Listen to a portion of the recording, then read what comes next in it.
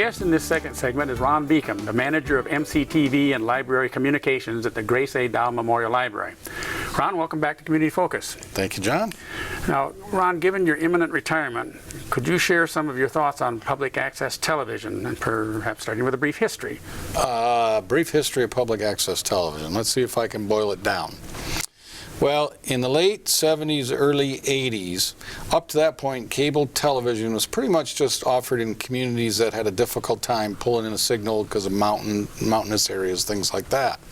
But in the late 70s, early 80s, you started to see a lot of these channels that you only could receive with a satellite, CNN, HBO, ESPN. Well, the rest of the television viewers said, hey, we're interested in that. So cable companies, as opposed to just importing in distant broadcast signals, started to pull in these satellite signals. So they'd go into communities and say, well, we want to offer this service in your community. In return, the municipalities, with the power given to them by the FCC and Congress, said, well, municipalities can ask for these things, which are a franchise fee, which is a portion of the revenues the cable company makes in the community, and space on the spectrum, or channels. So all that at play. Actually, Midland had cable back in the early mid-70s, but in 1984, the city council, with help with an advisory commission, community group, decided to form Midland Community Television. So we've been here over 30 years. There are 3 forms of access television, and we practice all of them here in Midland: public, education, and government. So on the government side, it's what we do for the city.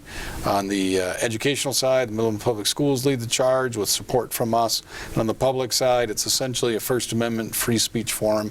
So we have a lot of nonprofits, churches, some individuals who use it, League of Women Voters, music groups, and that's how they use community television here.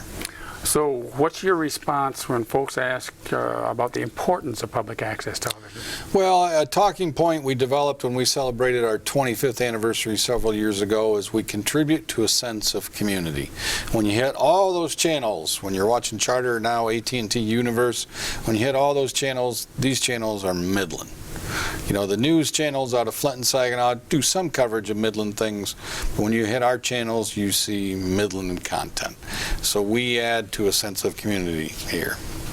And what do you see for the future of public access television, the short term, the long term, with the changing technology, the changing infrastructure? Well, not only do we offer programming through the cable systems or through AT&T now, but you can also find a lot of our programming online. So you're going to see more and more of that happening. I mean, it's already happening in some people's homes who have the ability and know how to get their way around technology.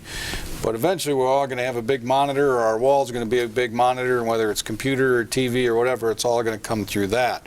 We just hope that a portion of the spectrum is still used by the public and is funded with community support so people can express themselves that way. You know, the media shouldn't be completely in the control of commercial interests, because it's filtered differently if somebody wants you to watch something to make you buy a product versus somebody wants you to watch something so you get a better idea of what's happening in their community, or just to express themselves. So the idea of the government channels, or the channel that produces and shows governmental programs, the city council, and so on. An important thing there from a government perspective and how Midland has used it is it lends to what's called openness and transparency in government. You see city council making decisions, you see the different boards and commissions acting on different proposals, planning, zoning, things like that.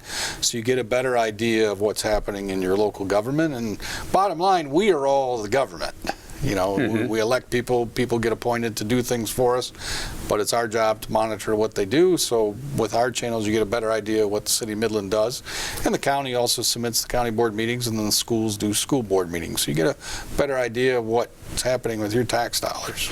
And Midland Public Schools has been a partner, or you've partnered with them, they partnered with you for their programs. Are there other school entities that might be? Well, yeah, over the years, we've had homeschool groups use MCTV. Right now we've got a big contingent from Northwood University using our programming, or using our facility. We've had different groups like that over the years. So it's not just the Midland Public Schools. The parochial schools have used us. So all make a choice whether or not they want to get involved and use us to help communicate what they're up to. So some final thoughts on community television. Well, from my perspective, you know, I look at people like you, John, who've been volunteering on this community focus show and the old focus show and helped us with honors night and run a camera sometimes on a cold night at a ball game. And you're volunteers. You know, you're the backbone of what we do here at MCTV, and people like you have made my job. We've got a great staff. We're happy to serve you people, people like you, and it's a great community. Midland's a great community. There's great volunteer commitment, and I'm very proud of our community. Our city council a long time ago said, let's make the public part of this. Some communities don't include public access because they're afraid of what the public might do. I think that's pretty selfish, and in our case, the public's made wonderful use of this opportunity. And again, from my position, I'm grateful. People like you, people running cameras, people working in the control room today, who are doing it on your time as a choice. So thank you. Thank you for leading MCTV and the City of Midland for providing this, because it's something that most of us are very passionate about, or we wouldn't be down here volunteering. So thank you, Ron, for sharing your insights and your thoughts. Thank you, John. In our next segment, we'll learn about the Salvation Army programs.